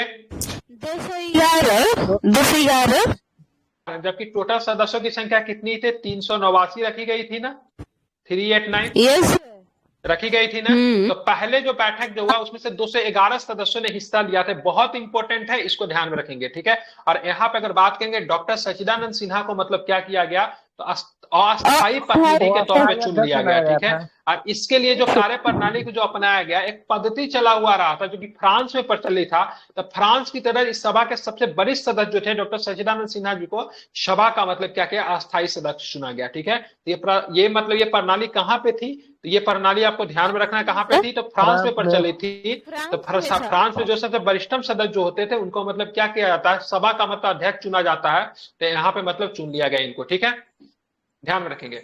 बाद में डॉक्टर भीमराव अंबेडकर संविधान सभा के, ठीक है, अस्थायी अध्यक्ष निर्वाचित होते, सॉरी भीमराव अंबेडकर बोला, डॉक्टर राजेंद्र प्रसाद की बात करेंगे तो 2 दिन के बाद ही, क्या 2 दिन के बाद ही मतलब क्या होते हैं, 11 तारीख को, 11 दिसंबर को संविधान सभा के अस्थायी मतलब क्या होता है, अध्यक्ष निर्वाचित होते हैं। और राजेंद्र बाबू का निर्वाचन की बात करेंगे तो कहाँ से हुआ था? बिहार से हुआ था। ठीक है, ध्यान में रखेंगे, बिहार से नहीं, बिहार से था ना, बम्बई कहाँ जाएंगे? ठीक है, ध्यान में रखेंगे। ठीक है, राजा भीमराव अंबेडकर जी का बॉम्बे से हुआ था। ठीक है, सरोजिनी नायडू जी का निर्वाचन कहाँ से हुआ था? तमिलनाडु से, आंध्र प्रदेश से, ठीक है, कर्नाटक से, या फिर ओडिशा से, या फिर इनमें से कोई नहीं? तमिलनाडु से। सभी लोग जवाब दीजिए जिनको भी पता है। तमिलनाडु से, कर्नाटक से, आंध्र प्रदेश से, या फिर केरल से, या फिर इनमें से कोई नहीं? मुझे तो लगता है कोई नहीं होगा। तो कहाँ से होगा? कहाँ से था सर? मैं तो बोल रहा हूँ कहाँ से होगा, बताइए। किसी का आंसर अभी नहीं आया सही, अब सोच भी नहीं सकते कहाँ से होगा, इसीलिए पूछा हुआ, ये प्रश्न पूछा हुआ। सर यूपी होगा क्या? यूपी होगा? हाँ सर, यूपी लग रहा है। उत्तर प्रदेश नहीं होगा, उत्तर प्रदेश नहीं, बिहार से हुआ था। कहाँ से हुआ था? बिहार से हुआ था। ठीक है, संविधान सभा में सरोजिनी नायडू जी का चयन जो हुआ था बिहार से हुआ था। ठीक है, एक बार गूगल पे चेक करके देखिए तो गलत तो नहीं बताया उन्होंने। ठीक है, एक बार गूगल चेक करके कीजिए तो, हालांकि प्रश्न पूछा, एक बार चेक कर ले। ठीक है, एक बार चेक करके हमें भी थोड़ा कंफर्म कीजिए तो, हालांकि बिहार ही है। ठीक है, उसी प्रकार डॉक्टर एच.जी. मुखर्जी और टी.टी. कृष्णाचारी संविधान सभा के 2 उपाध्यक्ष निर्वाचित हुए। तो अध्यक्ष की बात करेंगे राजेंद्र बाबू, डॉक्टर एच.सी. मुखर्जी और बी.टी. कृष्णाचारी जो थे संविधान सभा के 2 उपाध्यक्ष जो थे निर्वाचित हुए। ठीक है, बात करेंगे। ठीक है, तो दूसरे शब्दों में संविधान सभा में उपाध्यक्षों की संख्या कितनी थी? 2 थी। कौन कौन थे? ठीक है, तो डॉक्टर एच.सी. मुखर्जी और बी.टी. कृष्णाचारी। ठीक है, ध्यान में आपको रखना है। ठीक है, और यहाँ पे अगर बात करेंगे तो आपको ध्यान में, अध्यक्ष कौन थे? अध्यक्ष तो राजेंद्र बाबू थे। अब यहाँ पे देखिए 9 की बात हो गई, 11 की बात हो गई, हम 9 2 11 करेंगे। ठीक है, तो क्या 13 आएगा। तो यहाँ पे 13 को क्या बात हुई? तो 13 को आप देखेंगे 13 दिसंबर 1946 को पंडित नेहरू ने सभा में ऐतिहासिक उद्देश्य प्रस्ताव को प्रस्तुत किया। अरे यही जो उद्देश्य प्रस्ताव जो था ना, यही हमारे आगे चल के संवैधानिक संरचना के ढांचे एवं दर्शन की झलक आपको देखती है, और उद्देश्य प्रस्ताव ही आगे चल के हमारा प्रस्तावना का रूप धारण कर लेता है। तो इसको आप लोग इजिली डील कर लीजिएगा, ठीक है। उद्देश्य प्रस्ताव ही मतलब क्या होता है, ठीक है, ध्यान रखेंगे, बिल्कुल ठीक है। प्रस्तावना का रूप जो है मतलब क्या होता है, धारण कर लेता है, ठीक है। इंपॉर्टेंट है, याद रखिएगा, ठीक है। चलिए आगे चलेंगे तो बोलिए सर। एक क्वेश्चन आता है सर कि 9 दिसंबर से लेकर 13 दिसंबर के बीच में कितनी बैठकें हुई थी, ये भी कोई क्वेश्चन आया था। 11 हुआ था, 12 भी देता है कहीं, लेकिन 11 होता है मैम। अच्छा ठीक है। चलिए अब हम देखेंगे 13 दिसंबर 1946 को पंडित नेहरू ने सभा में ऐतिहासिक उद्देश्य प्रस्ताव पेश किया। इसे संवैधानिक संरचना के ढांचे एवं दर्शन पे झलक थी। इसमें क्या क्या चीजें कही गई थी, जरा उस पर हम लोग बात करेंगे, ठीक है। यह संविधान सभा भारत को एक, ठीक है, यह संविधान सभा भारत को एक स्वतंत्र संप्रभु गणराज्य घोषित करती है तथा अपने भविष्य के प्रशासन को चलाने के लिए संविधान के निर्माण की घोषणा करती है, ठीक है। ब्रिटिश भारत में शामिल सभी क्षेत्र, भारतीय राज्यों में शामिल सभी क्षेत्र तथा भारत के बाहर इस प्रकार के सभी क्षेत्र तथा वो अन्य क्षेत्र जो इसमें शामिल होना चाहेंगे भारतीय संघ का हिस्सा होंगे। इंपॉर्टेंट है, समझिए इसको, ठीक है। इस लाइन को समझिए, बड़ा इंपॉर्टेंट है। भारतीय संघ का हिस्सा कौन होंगे, तो ब्रिटिश भारत के जितने भी क्षेत्र थे सारे, भारतीय राज्यों के शामिल सभी क्षेत्र तथा भारत से बाहर के इस प्रकार के सभी क्षेत्र तथा वो अन्य क्षेत्र जो भारतीय राज्यों में मतलब क्या, भारतीय संघ में मतलब क्या होना पाएंगे, शामिल होना चाहेंगे, वो सारे के सारे मतलब क्या होंगे, भारतीय संघ का क्या होंगे, हिस्सा होंगे, ठीक है। उक्त वर्णित सभी क्षेत्रों तथा उनकी सीमाओं का निर्धारण संविधान द्वारा किया जाएगा तथा इसके उपरांत के नियमों के अनुसार यदि वो चाहेंगे तो उनकी अवशिष्ट शक्तियां उनमें निहित रहेगी तथा प्रशासन के संचालन के लिए वो सभी शक्तियां केवल उनको छोड़कर जो संघ में निहित होगी इन राज्यों को प्राप्त होगी, ठीक है। तो वहां पे बोला गया से आगे चल के जो भी प्रक्रियाएं जो होगी सारे के सारा संविधान सभा को ही मतलब अधिकार होगा, ठीक है। अगर वो चाहेंगे तो प्रांतों को मतलब क्या सकते हैं, विभिन्न प्रकार के शक्तियां दे सकते हैं, सारे शक्तियां दे सकते हैं, लेकिन उन शक्तियों को नहीं दिया जाएगा जो शक्तियां केवल केंद्र में शामिल होगी, ठीक है, मतलब संघ को प्राप्त होगी, ठीक है। संप्रभु स्वतंत्र भारत, बिल्कुल संप्रभु भारत की सभी शक्तियां एवं प्राधिकार, ठीक है, इसके अभिन्न अंग तथा सरकार के अंग सभी का स्रोत भारत की जनता होगी। मतलब शक्तियां मतलब जो सरकार जो प्रयोग करेगी तब भारत की जनता के मतलब क्या करेंगे, उसके अनुसार करेगी, ठीक है। तो संप्रभु स्वतंत्र भारत की सभी शक्तियां एवं प्राधिकार इसके अभिन्न अंग तथा सरकार के अंग सभी का स्रोत मतलब भारत की जनता होगी, ठीक है। भारत के सभी लोगों के लिए न्याय, सामाजिक, आर्थिक एवं राजनीतिक स्वतंत्रता एवं सुरक्षा, अवसर की समता, विधि के समझ क्षमता, विचार एवं अभिव्यक्ति, विश्वास या फिर भ्रमण संगठन बनाने आदि की स्वतंत्रता तथा लोक नैतिकता की स्थापना सुनिश्चित की जाएगी, ठीक है। तो आगे चल के सारी चीजें हमको फंडामेंटल राइट में तो हमको दिख ही जाता है, जैसा कि आपको पता ही है, ठीक है। उसके बाद देखेंगे तो अल्पसंख्यकों, पिछड़े वर्गों तथा जनजातीय क्षेत्रों में लोगों को पर्याप्त सुरक्षा प्रदान की जाएगी, ठीक है, संविधान सभा के द्वारा है। यह भी मतलब क्या होगा, फंडामेंटल राइट आगे चल के बन जाएगा, ठीक है। संघ की एकता को अक्षुण्ण बनाए रखा जाएगा तथा इसके भू क्षेत्र, समुद्र एवं वायु क्षेत्र के सभ्य देश के न्याय एवं विधि के अनुरूप सुरक्षा प्रदान की जाएगी, ठीक है। मतलब भारत के मतलब तीनों सेनाओं की बात करेंगे तो संघ की एकता को अक्षुण्ण बनाकर रखा जाएगा। साथ में बात करेंगे, ठीक है, अगर बात करेंगे तो आपको ध्यान में रखना है कि भू क्षेत्र की बात करेंगे, समुद्र की बात करेंगे, वायु क्षेत्र की बात करेंगे, तो सारा को हम देखते हैं तो न्याय एवं विधि के अनुरूप मतलब सुरक्षा प्रदान की जाएगी, ठीक है। इस प्राचीन भूमि के विश्व में उनका अधिभार एवं उचित स्थान दिलाया जाएगा तथा विश्व शांति एवं मानव कल्याण को बढ़ावा देने निमित्त एवं उनके योगदान को मतलब सुनिश्चित किया जाएगा। सारे के सारे संविधान की मतलब कार्य प्रणाली में मतलब जो पहला जो उद्देश्य प्रस्ताव जो प्रस्तुत किया गया तो वही में ये सारी चीजें थी। तब इसमें से इसी के चीजों को शामिल कर करके भारत के प्रस्तावना का जो सारांश जो आपको देखने को मिलता है तो कहीं ना कहीं उसकी झलक जो थी उद्देश्य प्रस्ताव में ही दिख गई थी। इस प्राचीन भूमि को विश्व में उसका अधिकार में उचित स्थान दिलाया जाएगा तथा विश्व शांति में मानव कल्याण को बढ़ावा देने के लिए निमित्त उनके योगदान को सुनिश्चित किया जाएगा। इस प्रस्ताव को 22 दिसंबर 1946 को ठीक है सर्वसहमति से स्वीकार कर लिया गया। इसे संविधान के स्वरूप काफी हद तक प्रभावित किया। इसके प्रवर्तित रूप को संविधान का प्रस्तावना कहा जाता है, जो बातें मैं आपको पहले से बताते हुए आ रहा हूं। तो आप हमें ये बताए, आप हमें जरा ये बताए सबसे पहले उद्देश्य प्रस्ताव को प्रस्तुत कब किया गया, तो क्या बताएंगे? 13 दिसंबर 1946। बिल्कुल 13 दिसंबर 1946 को ठीक है उद्देश्य प्रस्ताव को प्रस्तुत किया गया। सर यहाँ पे गलत दिया है, सर 47 यहाँ का होना गलत है चाहिए, सर, 22 45 जनवरी होगा, 47 क्या 22 होगा? जनवरी 47 होना चाहिए। हाँ गलत दिया है यहाँ पे, 47 हो 22 जाएगा। जनवरी 1947 हो जाएगा सर। हाँ सर सही बोल रहे हैं आप। हाँ ठीक है, ये 1947 हो जाएगा, मिस प्रिंट है, ठीक है। ध्यान में जी देखिए, आप ये सब किताब गलती कर रहा है तो क्या ही मतलब बात कर सकते हैं, ठीक है। 1947 को क्या किया गया, सर्वसहमति से मतलब स्वीकार कर लिया गया, ठीक है। स्वीकार किया गया हमको था। लगता है एक जगह और भी 47 होना चाहिए कि 48 होना चाहिए, तो वहां पर भी गलती था, जो कि मतलब मैडम पकड़ी थी, और यहाँ पर भी मतलब ये गलत है, ठीक है। ध्यान में रखेंगे। तो यहाँ पे इसको मतलब क्या किया गया, स्वीकार कर लिया गया, ठीक है। ये आपको ध्यान में रखना है, ठीक है। तो 13 दिसंबर 1946 को प्रस्तुत किया गया। अब 22 जनवरी 1947 को मतलब क्या 47 कर को लिया गया, स्वीकार कर लिया गया, ठीक है। स्वीकार किया गया। अब यहाँ पे देखेंगे स्वतंत्रता अधिनियम द्वारा परिवर्तन क्या क्या चीजें आती है, उसके बारे में थोड़ा समझने की कोशिश करते हैं। तो देखेंगे संविधान सभा ने खुद को अलग रखने वाली देशी रियासतों के लिए प्रतिनिधि धीरे धीरे इनमें शामिल होने लगे। पहले वाला जो था 1946 वाला में, उसमें तो शामिल नहीं हुआ, जिसमें मतलब मुस्लिम लीग भी सम्मिलित थी। लेकिन आप देखोगे इसमें मतलब क्या होता है, धीरे धीरे उनके सदस्य जो थे धीरे धीरे मतलब क्या होते हैं, शामिल होने लगते हैं, ठीक है। ध्यान में रखेंगे। 28 अप्रैल 1947 को, ठीक है, 6 राज्यों के प्रतिनिधि सभा में मतलब सदस्य बन चुके थे। और 3 जून 1947 को भारत बंटवारे के लिए पेश की गई माउंटबेटन योजना को स्वीकार करने के बाद अन्य देशी रियासतों के ज्यादातर प्रतिनिधियों ने सभा में अपने सीटों की ग्रहण कर ली। अब भारतीय हिस्से का मुस्लिम लीग के सदस्य भी सभा में मतलब शामिल हो गए, ठीक है। तो भारतीय हिस्सा के जो मुस्लिम लीग के सदस्य थे, जो हिस्सा भारत को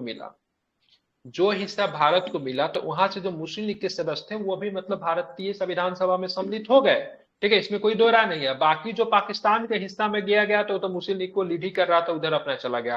तो 1947 में जो संविधान सभा बनी थी, 3 जून 1947 को, जो माउंटबेटन योजना, इसको बाल्कन प्लान, डिकी बट योजना, इस सबके नाम से जानते थे। तो ये चीजें जब शामिल होती है तो आप देखोगे संविधान सभा में धीरे धीरे मतलब क्या होता है, देशी रियासत के मतलब प्रतिनिधि जो थे वो भी मतलब क्या होते हैं, सम्मिलित होने लगते हैं, ठीक है। बढ़ते हैं। भारतीय संविधान अधिनियम ये सर 1947 की सभा की स्थिति में निम्न 3 परिवर्तन किए गए।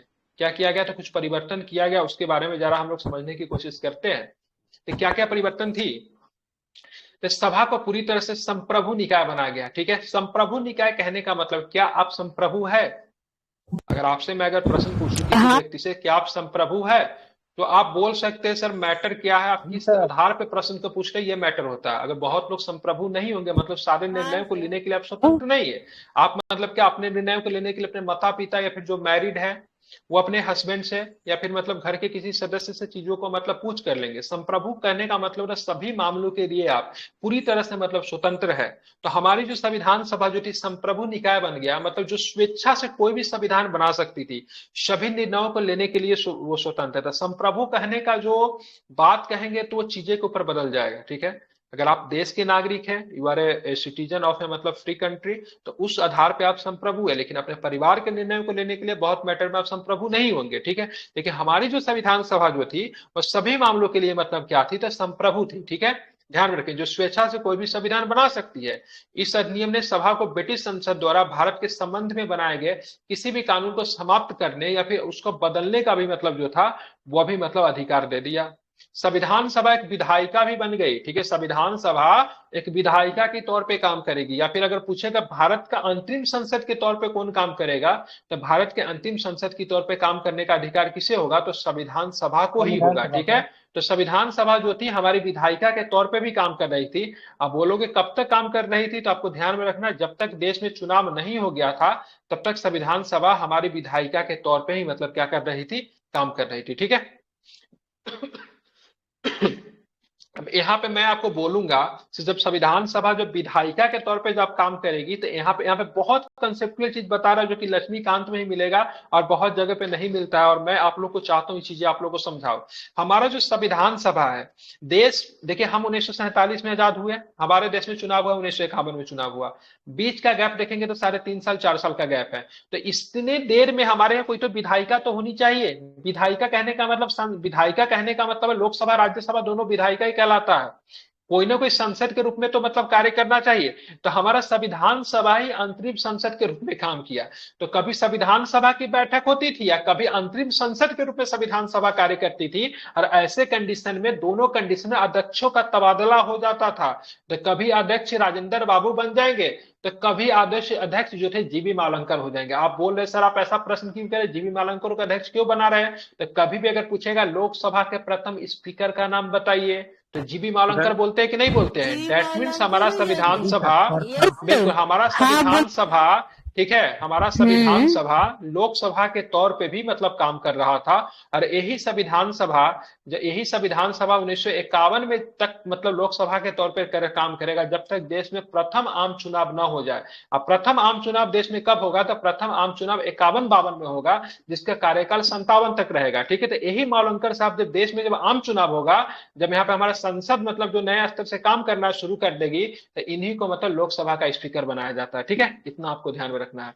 तो हमारे संविधान सभा का दो अलग अलग काम सौंपे गए। ठीक है, इनमें से एक था स्वतंत्र भारत के लिए संविधान बनाना, दूसरा था देश के लिए आम कानून लागू करना। इन दोनों कार्यों के अलग अलग दिन करना था। इस प्रकार संविधान सभा स्वतंत्र भारत की पहली संसद भी बनी। ठीक है, यही बात मैं उस समय से आपको समझाने की कोशिश कर रहा था। अगर आपसे पूछेगा स्वतंत्र भारत की प्रथम संसद कौन बनी, तो स्वतंत्र भारत की प्रथम संसद जो बनी हमारी संविधान सभा जो थी, वही मतलब हमारे स्वतंत्र भारत की मतलब क्या थी, प्रथम संसद भी थी। जब भी सभा का बैठक संविधान सभा के रूप में होती थी तो इसकी अध्यक्षता कौन करेंगे? क्योंकि संविधान सभा के अध्यक्ष कौन थे? राजेंद्र बाबू। ठीक है, ध्यान में रखेंगे। और लेकिन जब इसकी बतौर बैठक संसद के रूप में होती थी या फिर विधायिका के तौर पे होती थी, तब इसके अध्यक्ष चेंज हो जाते थे। तब इसकी अध्यक्षता कौन करते थे? जीबी मालंकर करते थे, जो कि मतलब क्या करेंगे, आगे चल के लोकसभा बनेगा तो उसकी भी अध्यक्षता करेंगे, क्योंकि लोकसभा के प्रथम अध्यक्ष स्पीकर कौन होंगे? तो मालंकर साहब होंगे। ठीक है, यहाँ पे चीजें समझ में आई? जी सर। क्लियर? यस ठीक है, इसको आपको ध्यान में रखना है। ठीक है, अब आगे चलेंगे। ठीक है, 5-7 मिनट और क्लास बना है, उसके बाद आपका स्पेक्ट्रम भी शुरू होगा, जो कि नहीं, स्पेक्ट्रम आज नहीं होगा। ठीक है, आज आपका एनसीईआरटी चलेगा, जो कि चल रहा था रात में 11 बजे से। ठीक है, एक दिन स्पेक्ट्रम चलेगा, एक दिन आपका ये चलेगा। दोनों किताब को खत्म करना है मुझे। ठीक है, तो संविधान सभा 26 नवंबर 1949 तक इन दोनों के रूप में कार्य किया। ठीक है, इस समय तक संविधान सभा का कार्य मतलब पूरा हो चुका था। अब यहाँ पे देखेंगे 26 नवंबर 1949 को संविधान सभा इन दोनों के रूप में कार्य किया। ठीक है, 26 नवंबर 1949 को जब संविधान सभा का जब कार्य जब पूरा हो जाएगा तो संविधान सभा 1 वर्ष तक और, ठीक है, 1 वर्ष तक और अंतरिम संसद के रूप में काम करेगी। देश में चुनाव हो जाता है 1951 में, उसके बाद चीजें समाप्त हो जाती है। अगर पूछा जाए संविधान सभा का अंतिम बैठक कब हुई, तो 24 कब होती है अंतिम बैठक? बिल्कुल, 24 जनवरी 1950 को सर। बिल्कुल ठीक है, ध्यान में रखेंगे। मुस्लिम लीग के सदस्य पाकिस्तान में शामिल हो चुके थे। ठीक है, भारतीय संविधान सभा से अलग हो गए। इसी वजह से 1946 में माउंटबेटन योजना के तहत तय की गई सदस्यों की कुल संख्या 389 थी, जो कि गिर के सीधे इसमें से 99 घटा दीजिए ना। 99 नहीं, कितना घटाइएगा? कितना घटाइएगा? 90 घटाइएगा। कितना घटाइएगा? 90 घटाएंगे ना, 90 घटाएंगे ना, 9 18 हो गए। हाँ ठीक है, 90 घटा दीजिए। ठीक है, 90 घट जाता है। तो माउंटबेटन योजना के तहत अगर पूछेगा, अगर सीधे ध्यान से समझिए, कॉन्सेप्ट क्लियर कीजिए यहाँ पे। ठीक है, आपको अगर पूछेगा माउंटबेटन योजना के तहत सदस्यों की संख्या कितनी चुनी गई थी, 389 चुनी गई थी। ठीक है, लेकिन अगर पूछेगा जब मुस्लिम लीग जब इसमें से शामिल नहीं हुए, जब वो चले गए यहाँ से, ठीक है, तो यहाँ पे मतलब 299 सदस्यों की संख्या आ जाती है। ठीक है, जो कि भारतीय प्रांतों से मतलब चुने गए थे। लेकिन भारतीय प्रांत कहने का मतलब औपचारिक तौर पे भारतीय प्रांत जो थे ब्रिटिश प्रांत ही थे। ठीक है, यहाँ पे बात करेंगे 296 में से 229 और, ठीक है, देशी रियासतों की संख्या, ठीक है, ध्यान में रखें, 93 से मतलब क्या कर दी गई, 70 कर दी गई। ठीक है, तो 296 से बात करेंगे, 296 से 229 और देशी रियासतों की संख्या की बात करेंगे 70 कर दी गई। और 31 दिसंबर 1947 को राज्यवार सदस्यता का तालिका संख्या 2002.4 में प्रस्तुत किया गया, जो कि आगे आपको देखने को मिलेगा। अन्य कार्य की बात करेंगे तो संविधान सभा ने और भी काम किया, जैसे कि बात करेंगे संविधान के निर्माण और आम चुनावों को लागू होने के अलावा संविधान सभा के अन्य काम की बात करेंगे तो इसने मई 1949 राष्ट्रमंडल में भारत की सत्ता का मतलब सत्यापन किया। ठीक है, तो सबसे पहले की बात है, भारत जो था राष्ट्रमंडल का सदस्य 1947 में बन गया था। ठीक है, ध्यान में रखेंगे। ठीक है, लेकिन इसकी सदस्यता का सत्यापन करने की बात कब की गई, क्योंकि भारत 1947 में तो राष्ट्रमंडल का सदस्य बन गया। ठीक है, लेकिन आप लोग जब क्लास में जब रहते हैं तो बार बार क्लास पे लीव करके क्यों जाते हैं? ठीक है, पढ़ना अच्छे से पढ़िए, नहीं पढ़ना है कहीं भी पढ़िए, मत पढ़िए। ठीक है, बार बार मैं यहाँ पे म्यूट अनम्यूट करने के लिए बैठा हूँ क्या? ठीक है, कंटिन्यू क्लास कीजिए या फिर लीव कर दीजिए, नहीं ठीक है। सर। 5 आदमी को पढ़ाएंगे, ढंग से पढ़ाएंगे, ठीक है। तो यहाँ पे अगर ध्यान में रखेंगे तो सबसे पहले में 1947 में भारत राष्ट्रमंडल का सदस्य बना। देखिए राष्ट्रमंडल का सदस्य बनने के क्रम में एक चीजें क्या थी, तो एक चीजें ये थी से भारत उस समय खुद संप्रभु नहीं था, ठीक है। आजादी तो मिल गई थी कि संविधान ये सभा बनने के बाद हमारा देश जो था पूरी तरह संप्रभु होता है। तो सब ये इसमें शामिल जो हुआ था राष्ट्रमंडल में, इसका सदस्यता का सत्यापन की बात करेंगे तो 1949 में संविधान सभा के द्वारा की गई, ठीक है। साथ में बात करें क्या 22 है जुलाई 1947 को क्या इस किया गया, तो राष्ट्रीय ध्वज को अपनाया गया या फिर तिरंगा को अपनाया गया, ठीक है। उसके बाद बात करें 24 जनवरी 1950 को राष्ट्रीय गान, 24 जनवरी 1950 को राष्ट्रीय गीत और 24 जनवरी 1950 को, ठीक है, देखा राजेंद्र बाबू को, ठीक है। तो राष्ट्रीय गान आर से होता है शुरू, राष्ट्रीय गीत आर से शुरू होता है और राजेंद्र बाबू का नाम भी आर से शुरू होता है। यहाँ पे ट्रिपल आर, हाँ ये सही है, इसमें कोई गलती नहीं है, सर ठीक है। गीत को 26 जनवरी को ही अपनाया गया था ना। नहीं नहीं, गीत सारे के सारे 26 24 जनवरी, से अंग्रेजी टोटल नहीं, गलत है। 24 जनवरी द राइट आंसर। मैं 75 बार ट्रिपल आर का कॉन्सेप्ट बता चुका हूँ, ठीक है। ट्रिपल आर, ट्रिपल आर मतलब 24 जनवरी। ठीक है। कैलेंडर को कब अपनाया गया था? 1957 में 22 अपनाया गया था कैलेंडर को, 22 मार्च 1957। 22 ठीक है। तो यहाँ पे ट्रिपल आर में क्या क्या आ जाएगा, ट्रिपल आर में, ठीक है, आर से राष्ट्रीय ध्वज, आर से बात करेंगे राष्ट्रीय गान, आर से बात, सॉरी क्या गलत बोल दिया, राष्ट्रीय गान, राष्ट्रीय गीत और राजेंद्र बाबू का, ठीक है। ध्यान रखिए सारे के सारे को मतलब 24 जनवरी को अपनाया गया, ठीक है। तो पहले जैसे आप यहाँ पे एक कॉन्सेप्ट और समझिएगा, भारत गणतंत्र कब हुआ, भारत गणतंत्र कब हुआ, तो भारत गणतंत्र 26 जनवरी को हुआ, ठीक है। क्योंकि गणतंत्र कहने का मतलब हमारे देश का कानून जो था लागू कर दिया गया, ठीक है। तो हम जो गणतंत्र कब हुए, तो 26 जनवरी को हम लोग मतलब क्या कहलाए, तो हम लोग मतलब गणतंत्र हुए, ठीक है। ध्यान में आपको रखना है, ठीक है। चलिए अब यहाँ पे बात करेंगे संविधान को बनने में वक्त कितना लगा, तो 2 वर्ष 11 महीना 18 दिन का वक्त लगा, ठीक है। टोटल बात करेंगे कुल मतलब कितनी बैठकें हुई, तो टोटल बैठकें मतलब कितनी होती, 11 बैठकें होती है, ठीक है। संविधान निर्माताओं ने लगभग 60 देशों के संविधान का अवलोकन किया, ठीक है, मतलब 60 देशों के संविधान को मतलब अवलोकन किया, ठीक है। अगर पूछेंगे इसमें विचार कितने दिन चले, तो 114 दिनों तक मतलब विचार चला, ठीक है। आप बोलेंगे सर मतलब बैठक और विचार में क्या अंतर होता है, ठीक है। तो विचार एक बार बैठक जो होता था तो कई बार चलता था, लेकिन बीच में फिर गैप आ जाता था, फिर मतलब 10 दिन 15 दिन 20 दिन के बाद शुरू हुआ, तो फिर कुछ दिन बहस होती थी। तो 114 दिनों तक इस पे बहस हुई। लगभग की बात करेंगे तो इस पे 63,99,627 रुपया लगभग खर्च होता है, ठीक है। 63,99,600 कुछ रुपया समाप्त हो खर्च होता है, लेकिन आप उतना याद न रखें, टोटल 64 लाख रुपए का मतलब व्यय किया गया, ठीक है। ध्यान में रखेंगे। 24 अगर पूछेंगे संविधान सभा की अंतिम बैठक कब हुई, तो 24 जनवरी 1950 को संविधान सभा की अंतिम बैठक हुई, ठीक है। ध्यान में रखेंगे। उसके बाद 26 जनवरी 1950 से, ठीक है, संविधान सभा जो थी अंतरिम संसद के रूप में काम करेगी जब तक भारत में चुनाव ना हो जाएगा, क्योंकि 1951-52 में हुए आम चुनावों के बाद बनने वाली नई संसद के निर्माण तक अंतिम संसद के रूप में काम क्या करेगी, तो यही करेगी। लेकिन जिस समय संविधान सभा भी कार्य कर रही थी, अब भारत का संसद भी काम कर रहा था, तो वैसे कंडीशन में आप क्या देखोगे, तो वैसे कंडीशन में आप देखोगे से मतलब संविधान सभा दोनों कार्य कर रहा था। कौन कौन दोनों काम कर रहा था, तो दोनों काम इस तौर पे कर रहा था, संविधान सभा अंतिम संसद भी था और संविधान सभा क्या था, तो संविधान सभा जो था आपका क्या बोलते हैं, अंतिम संसद, और संविधान निर्माण करने के भी काम कर रही थी। लेकिन जैसे संविधान हमारा बन जाएगा तो संविधान सभा केवल अंतिम संसद के रूप में काम करेगी। और कब तक काम करेगी, ठीक है, कब तक काम करेगी, तो जब तक देश में प्रथम आम चुनाव ना हो जाता है तब तक काम चलेगी, ठीक है। बिल्कुल। कल के क्लास में, ठीक है, कल के क्लास में होगा तो इसी को कंटिन्यू करूंगा, ठीक है। और यहाँ से संविधान सभा की समितियां, ठीक है, ध्यान में रखेंगे, हम लोग इसको यहाँ से कंटिन्यू करेंगे।